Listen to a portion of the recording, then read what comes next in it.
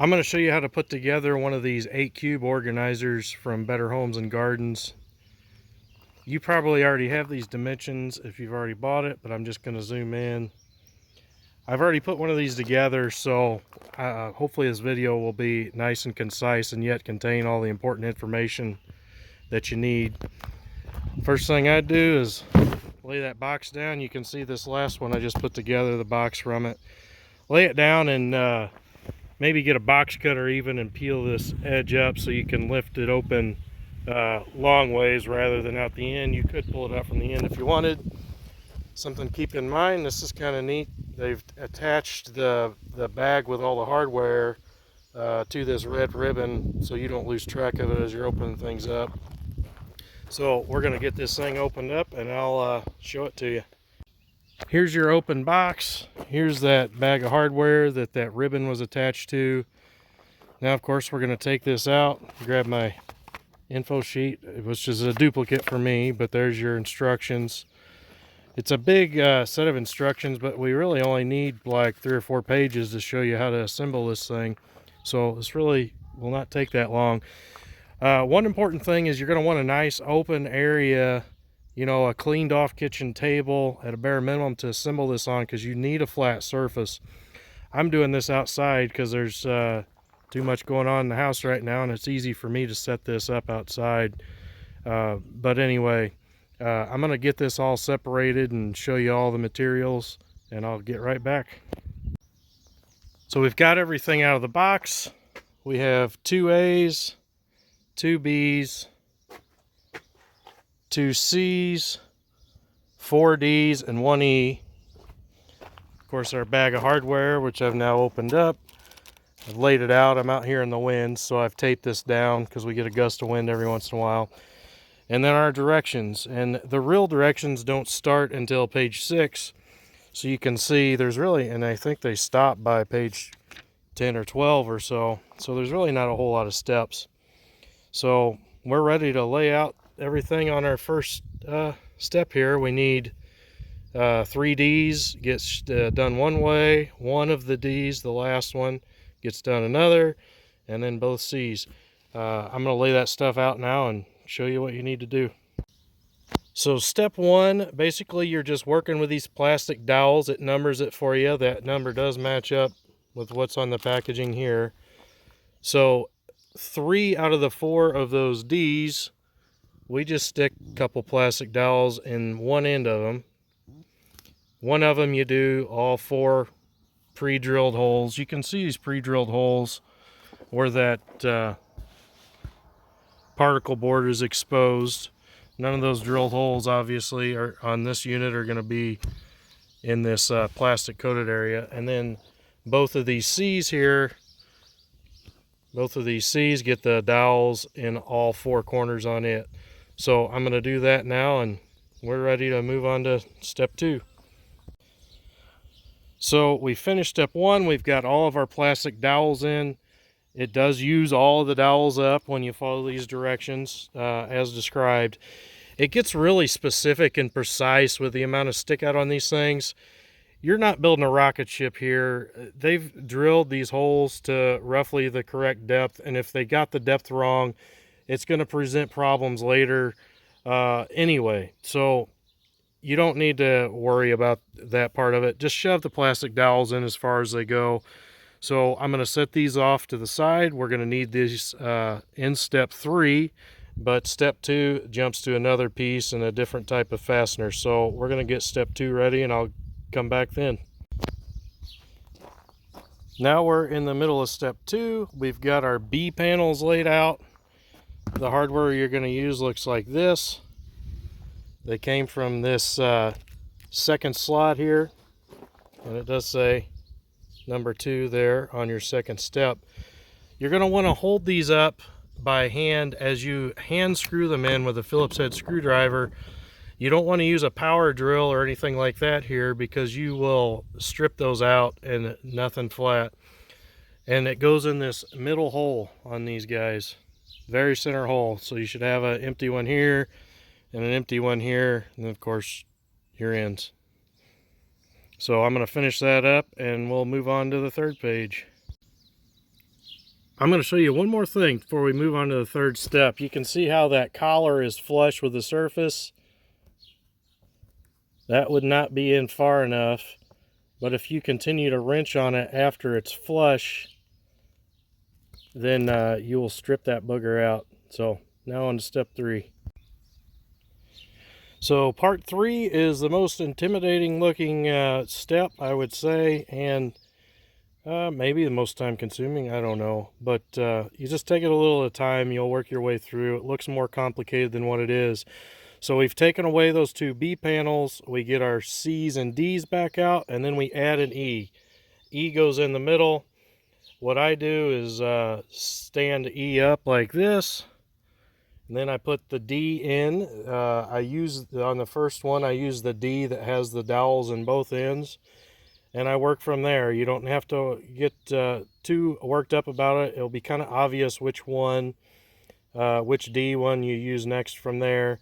And you'll have the dowels sticking out of either end of those D's when you're done, and those plastic dowels you can see sticking out the ends. It'll make sense when you start putting it together. Don't fret about which D spot gets the one with both ends on it.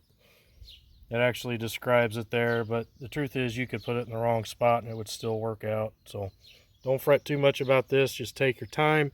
This is where having a flat surface to work off of is important. If the surface isn't flat, you're going to struggle getting these pieces worked in.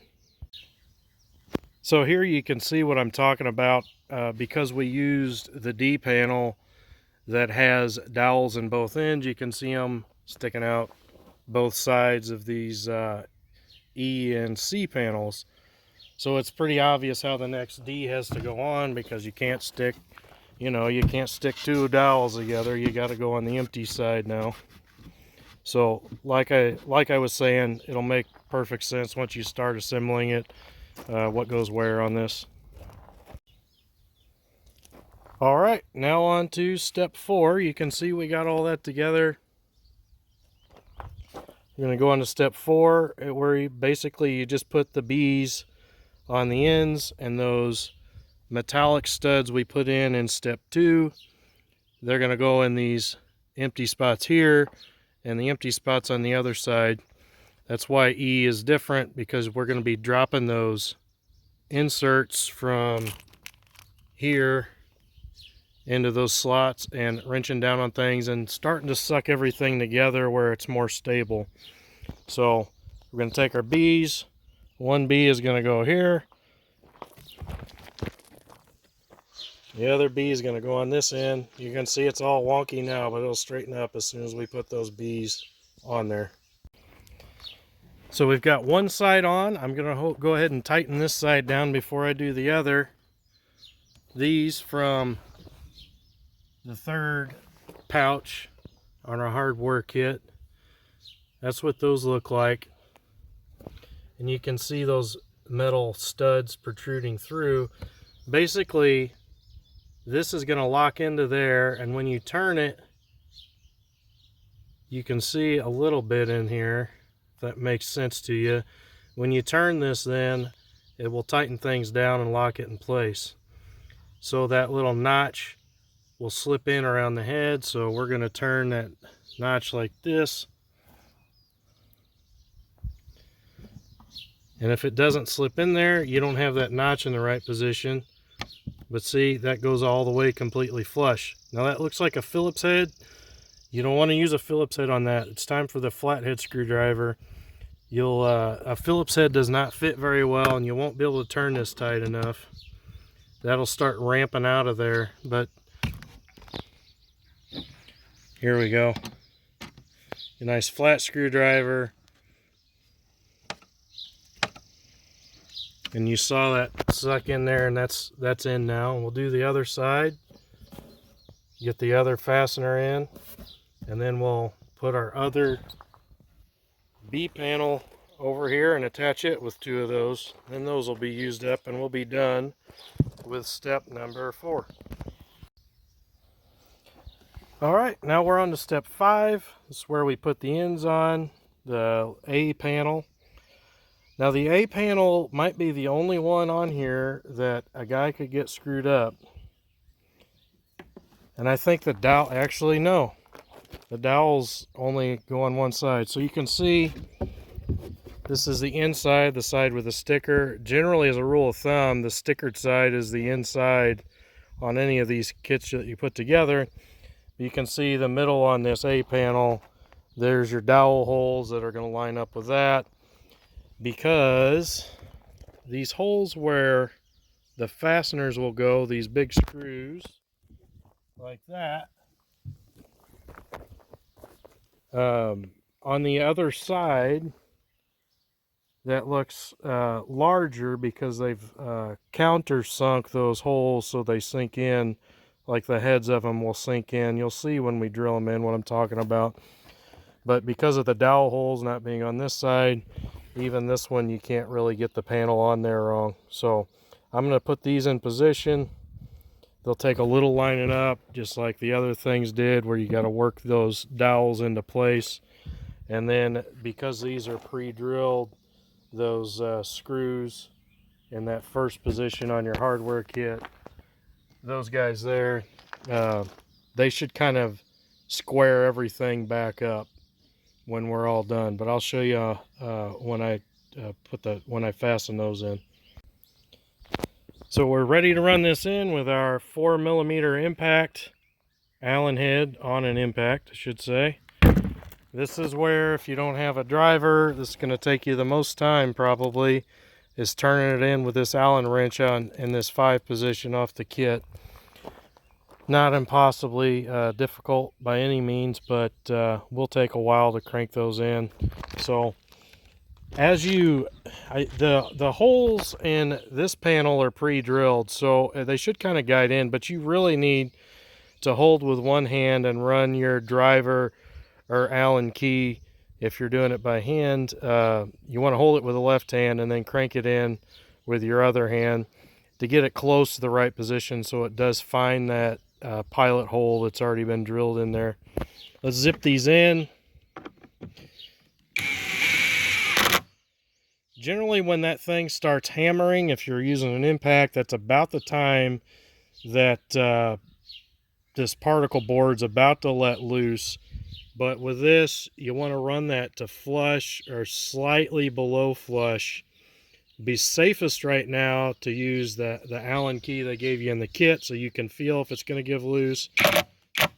But I'm just going to, right there, that's plenty.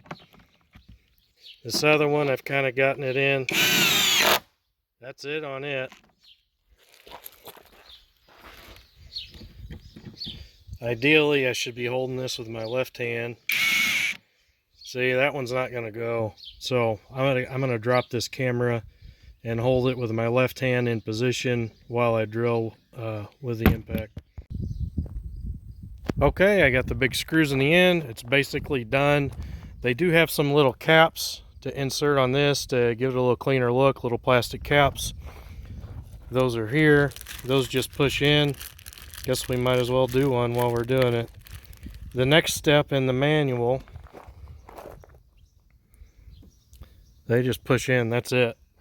So the next step in the manual has to do with how it should be properly anchored to the wall. I'm not going to go over that. Yes, you should anchor it to a stud. Otherwise, it's just in drywall. And if you put any amount of weight in this thing, if you stand it up on its end like this and put any amount of weight in it, then it's a hazard for kids grabbing it and tipping it over. But that's your business. You do what you want to do. Take your own risks if you decide not to do that yourself. That's it. Thanks for watching. I hope this was helpful.